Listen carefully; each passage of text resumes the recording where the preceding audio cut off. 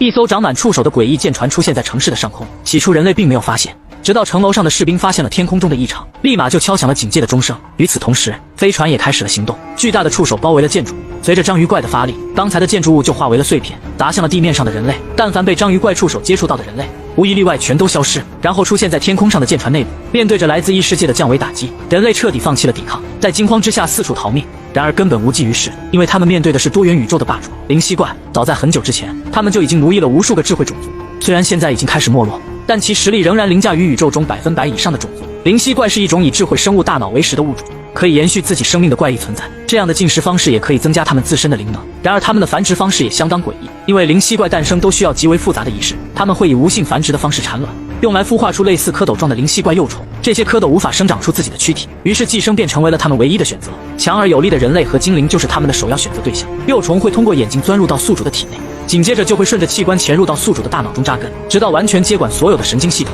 几天之后，灵犀怪的幼虫就会发育完全。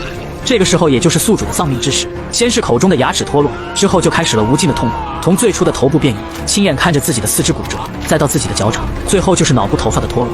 几秒钟之后，一个全新的灵犀怪就此诞生。在这个转换的过程中，宿主的所有记忆都会被灵犀怪所继承，成为增强灵犀怪灵能的最佳食物。就这样，他们开始在宇宙各处繁衍自己的种族。就在灵犀怪占领地球的关键时刻，背后的时空之门突然打开，从里面飞出了3条巨龙，原来是传说中的龙骑士，他们也是现在人类最后的希望。很快就将舰体包围，利用口中的龙焰对其进行大面积的焚烧。为了尽快拯救人类，其中一名龙骑士直接咬住了触手，将其硬生生的扯断。受到威胁的灵犀怪也开始了反击，通过灵能操控触手将龙骑士直接从空中打落。在他即将坠海身亡之时，另一名同伴救下了他。眼看剩下的时间已经不多了，龙骑士直接飞到舰体的头顶，撕开了一个缺口，利用龙焰从内部开始进行破坏。自知这样下去凶多吉少，灵犀怪将时空通道再次链接，下一刻就从原地消失，出现在原始森林之中。然而令他没想到的是，身后的龙骑士也穿越虫洞追了上来，是要将他当场格杀。在生命安全受到威胁的情况下，灵犀怪也开始慌不择路，试图利用山顶的巨石来进行阻挡。在剧烈的碰撞之下，之前被寄生的精灵也清醒了过来。